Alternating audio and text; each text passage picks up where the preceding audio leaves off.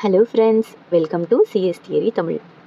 இந்த வீடியோவில் software இன்ஜினியரிங்கோட introduction video தான் பார்க்க போகிறோம்.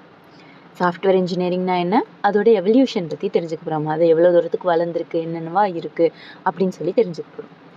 சாஃப்ட்வேர் இன்ஜினியரிங் அப்படிங்கிறது என்ன அப்படின்னா, ஒரு ப்ராசஸ் டிசைன் பண்ணி, டெவலப் பண்ணி, டெஸ்ட் பண்ணி, மெயின்டைன் பண்ணுறது வரைக்கும்.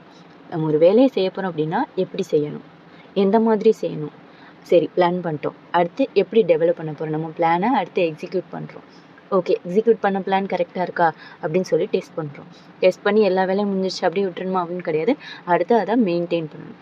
இப்படி எல்லா வேலையும் ப்ராப்பராக செய்கிறது, ஒன் பை ஒன்னாக இந்த டைமுக்குள்ளே கொடுத்த காசில் வாங்கின காசில் ப்ராப்பராக செய்கிறது தான் இன்ஜினியரிங். இன்ஜினியரிங் அப்படிங்கிறது systematic approach and disciplined approach. டிசிப்ளினாக இருக்கணும், அந்த ஒர்க்கு ப்ராப்பராக நடக்கணும்.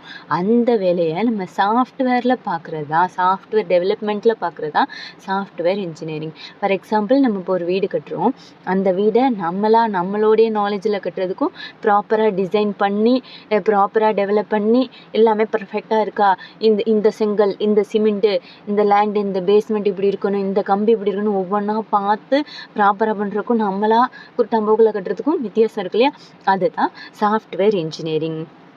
சாஃப்ட்வேர் இன்ஜினியரிங் அப்படிங்கிறது ஸ்டார்டிங்கில் எப்படி இருந்துச்சு அப்படின்னா, ஒரு சின்ன ப்ராஜெக்ட்ஸ் தான். இப்போ அளவுக்கு பெரிய ப்ராஜெக்ட்ஸ் அப்போ இருந்திருக்காது. அப்போ சின்ன ப்ராஜெக்ட்ஸுக்கு சின்ன டீம்ஸ் இருந்தாங்க. அவங்களோட நாலேஜை வச்சு ஒரு கோடு எழுதி எக்ஸிக்யூட் பண்ணி ரன் பண்ணி எல்லா வேலையும் பார்த்தாங்க. ஆனால் காலம் போக போக இந்த நீட்ஸ் அதிகமானுச்சு. முன்னாடி சொன்ன மாதிரி தான், முன்னாடி ஃபஸ்ட்டெல்லாம் குடிசை வீட்டில் இருந்தாங்க, குகைக்குள்ளே இருந்தாங்க, குடிசை வீட்டில் இருந்தாங்க. அப்போ அதுக்கு அவ்வளோ இன்ஜினியர்ஸ் தேவையா, டிசைனிங் தேவையா அப்படின்னு கேட்டால் இல்லை. வந்து 2 BHK 3 BHK கிச்சனை, ஸ்மார்ட் கிச்சன், டைல்ஸு, அங்கே பால்கனி, இந்த சைடு ஒன்று, காருக்கு ஒன்றுன்னு சொல்லி நம்மளுடைய நீட்ஸ் அதிகமாகுது. அதே மாதிரி தான் சாஃப்ட்வேர் டெவலப்மெண்ட் ஃபீல்ட்லையும் நீட்ஸ் அதிகம். யூசர் இன்ட்ராக்டிவாக இருக்கணும், அது இப்படி பார்க்குறதுக்கு நல்லா இருக்கணும், கலர்ஃபுல்லாக இருக்கணும், நீட்ஸ் ரொம்ப அதிகமானுச்சு. ஸோ நம்ம அப்படிலாம் சும்மா யாரோ பார்த்தோம் என்னமோ பண்ணணும்லாம் பண்ணக்கூடாது, ப்ராப்பராக பண்ணணும். இந்த இண்டிவிஜுவல் அவங்களோட நாலேஜில் டெவலப் பண்ணுறது ஹேக்கிங் அப்படின்னு சொல்லி சொன்னாங்க.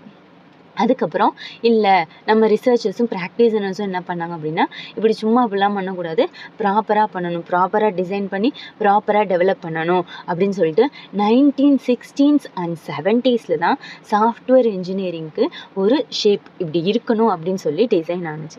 இவங்க என்ன பண்ணாங்க அப்படின்னா, ஃப்ளோ சார்ட்ஸ் எல்லாம் இருக்கணும், அல்காரிதம்ஸ் எல்லாம் யூஸ் பண்ணணும் அப்படின்னு சொல்லிட்டு சொன்னாங்க.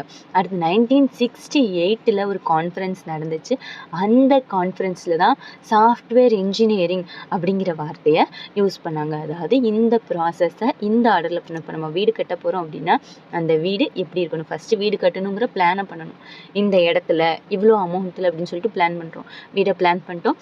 அந்த வீடு எப்படி இருக்கணும் அப்படின்னு சொல்லிட்டு டிசைன் பண்ணணும். இந்த இடத்துல கிச்சன், இந்த இடத்துல ஹால், இந்த இடத்துல பெட்ரூம், இந்த இடத்துல பூஜை ரூம் அப்படின்னு சொல்லிட்டு நான் ரூமை டிசைன் பண்ணேன். என்னோடய மாடி இப்படி இருக்கணும், வீடோட அவுட்லுக் இப்படி இருக்கணும் அப்படின்னு சொல்லிட்டு நான் டிசைன் பண்ணிவிட்டேன். அடுத்து டெவலப் பண்ண ஆரம்பிக்கணும், அடுத்து கட்ட ஆரம்பிக்கணும். கட்டி முடிச்சாச்சு, எல்லாம் ப்ராப்பராக இருக்கான்னு டெஸ்ட் பண்ணிட்டு வீடை கட்டினதோட அப்படியே விட்டுருவோமா அப்படின்னு கேட்டால் இல்லை, அதை மெயின்டைன் பண்ணணும். பெயிண்டிங் ஒர்க்கு, அதுக்கப்புறம் அதோட க்ளீனிங் ஒர்க்குன்னு ஃபர்தராக போகும்.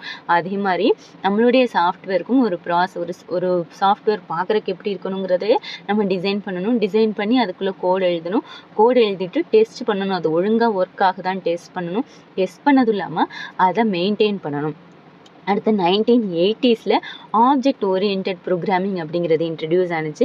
1990s இந்த சாஃப்ட்வேர் டெவலப்மெண்ட் மெத்தடாலஜியில் கொஞ்சம் ஃப்ளெக்சிபிளாக இருந்துச்சு. அதாவது நான் ஒரு சாஃப்ட்வேரை டெவலப் பண்ணி யூசர் கையில் கொடுத்தாச்சு. அந்த யூசர் அவங்க நான் எப்படி கொடுத்தனோ அப்படி தான் ரன் பண்ணணும். இப்போ யூசரோட நீட்ஸ் மாறுது. நம்ம ஆல்ரெடி சொன்ன அதே எக்ஸாம்பிள், அந்த வீடை வச்சு தான் மேக்ஸிமம் இந்த சாஃப்ட்வேர் இன்ஜினியரிங் அப்படிங்கிறது நம்ம இமேஜின் பண்ணிக்கலாம். ஜஸ்ட் அதே மாதிரியே தான் நம்ம ஒரு ப்ரோக்ராம், ஒரு சாஃப்ட்வேரை நம்ம டெவலப் பண்ணுறோம். நம்மக்கிட்ட கட்டி கொடுத்த வீடு நமக்கு ஃபஸ்ட்டு ஸ்டார்டிங்கில் நல்லாயிருக்கும்.